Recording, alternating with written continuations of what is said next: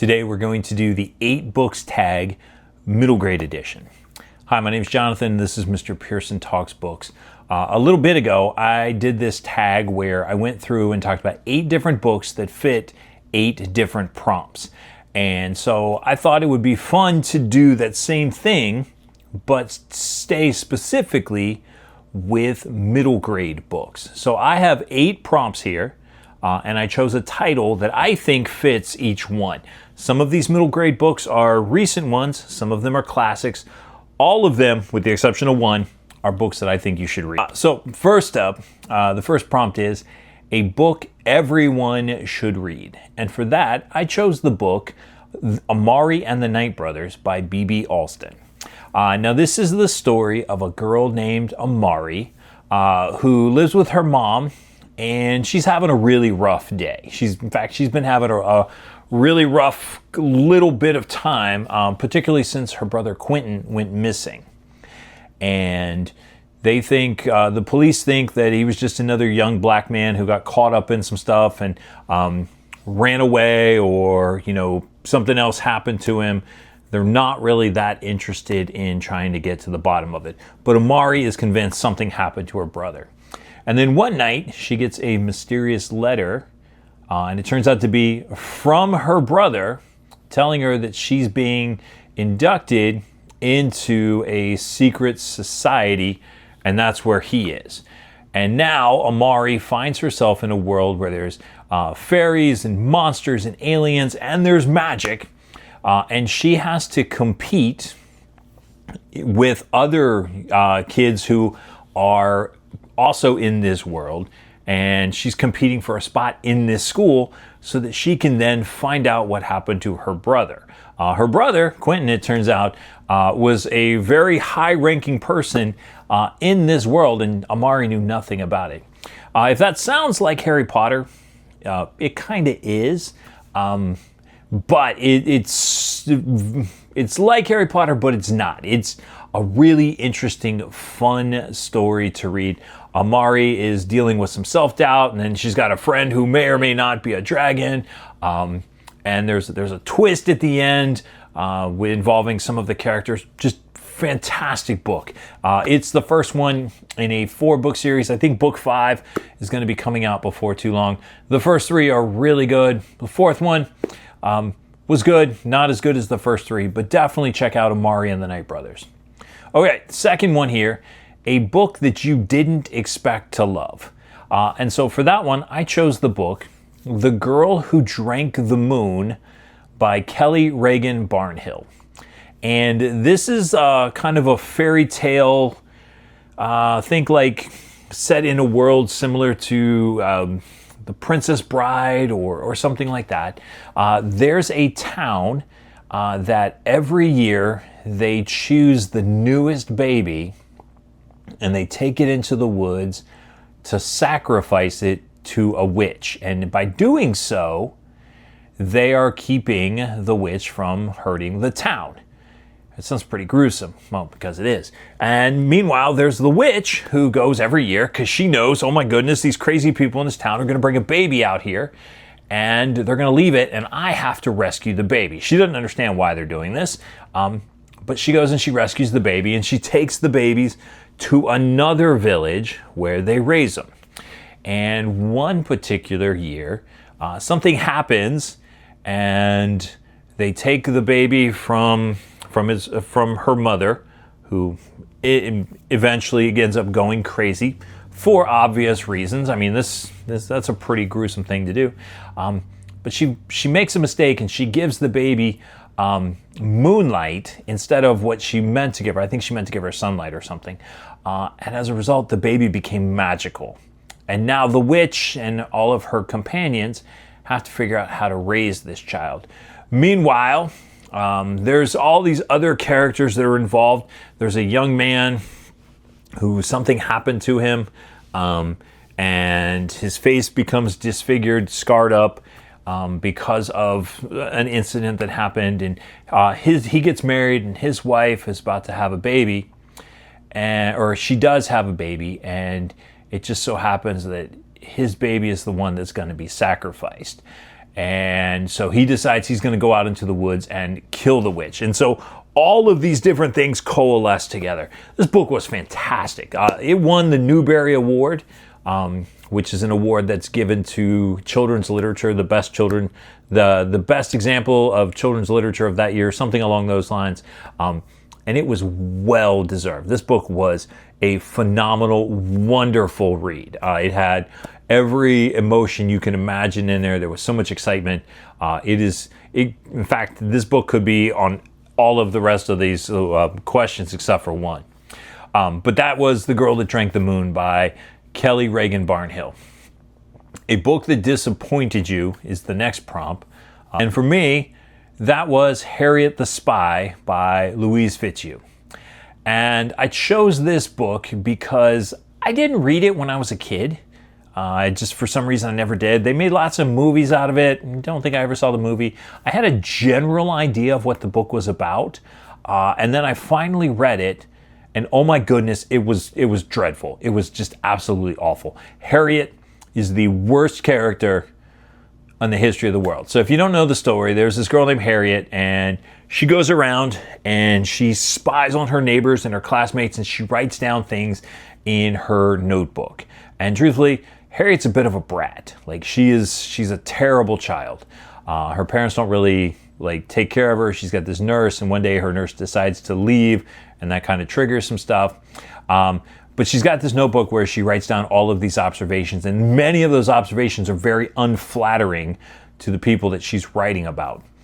And then an accident happens. There's like a collision on the playground or something, and she drops her notebook, and one of the other students finds it, and they see all of the terrible stuff that Harriet's been writing about them and the other people in the neighborhood. Now, you would think that that would be the start of a redemption arc, but it doesn't. Harriet just doubles down on all of the awful, horrendous things that she does. She becomes even worse as a result. She ends up, her parents take her to a therapist, and the therapist recommends that they give her a place on the school newspaper. So she gets a place on the school newspaper, and what does she do? She uses her role on the school newspaper to continue to be awful to the people around her. Like, this book was just, I don't understand how it's a classic of children's literature. And I made a video talking about this, and I'm not sure if people read a different version of the book that I did, but a lot of people took issue with what I had to say about this. So I'll put a link to the video up here. You can go and watch, and if you've read it, maybe I'm off base, you can tell me. But I was really disappointed. Like, I was hoping this was going to be a fun, lighthearted redemption story. It wasn't. It was Harriet's awful, and she just continues to be awful throughout the whole book. But enough of that, because I could go on forever. Next up, a book that made you emotional. And for this one, I chose the book Linked by Gordon Korman. And this is the story of a middle school where one day something happens, and one of the worst symbols of hate that you can imagine, a swastika, is painted on a school. And obviously it causes a lot of tremors to go through, and like, people are upset for obvious reasons. And the children of the school decide to do something as to help them to understand the gravity of the situation and what that symbol means and how it affects people.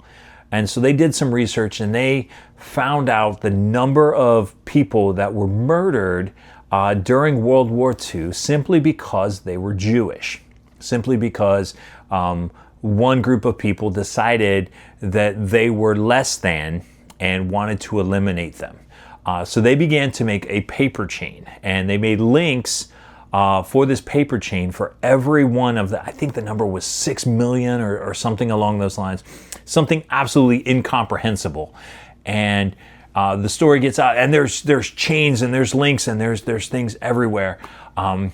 And this book really struck me, particularly when you find out who it was that painted the swastika and how it affected other students.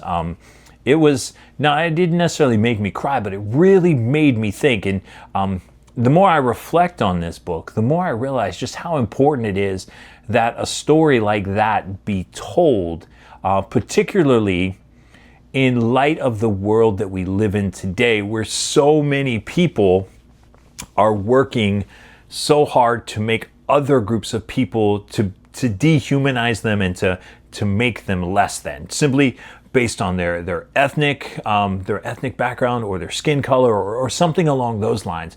Just how important it is to remember that when we do things like that, horrific things happen. So that book is, I hope that made sense. That's linked by Gordon Korman. Gordon Korman is a fantastic writer. Believe it or not, I've been reading him since I was in the 4th grade. And that was, I hate to admit it, that was probably like 40 years ago. It's hard for me to say things like that. All right, next up, a book you couldn't put down. And that was the book, The Liar Society by Alyson Gerber. And The Liar Society is a middle grade dark academia book. It's about a girl named Weatherby and a boy named Jack who go to this elite private school in Boston. I believe it's called the Boston School. And they are tapped to be a part of a secret organization. And they're supposed to go on this trip for their class, and the money goes missing. And so Weatherby and Jack, for some reason they don't like each other. Their families are opposed to each other, but they find out that they're good friends. And so they have to work together to find out what happened to the money, while also trying to go through the initiation into the secret society and the things that come along with that. This was a fun book. I read it quickly. I've read it 2 or 3 times at this point. The author, Alyson Gerber, very nice lady. I've communicated with her via social media. She's a fantastic person. There are 3 books in this series. Each one is good, but nothing like the first one. I read it so quickly, and clearly since I've read it multiple times, it's one that I can't put down. Definitely worth checking out. All right, next up, a book you recommend the most. And for me, this one was challenging because I recommend lots of books being a teacher. But I chose City Spies by James Ponti. And this is the story of a group of orphans who come from different cities around the world, and they work for MI6 as a secret spy organization, able to do missions where adults couldn't go. And each of the kids is named for the city where they come from. So there is Brooklyn, and there's Paris, and there's Sydney, and there's Rio.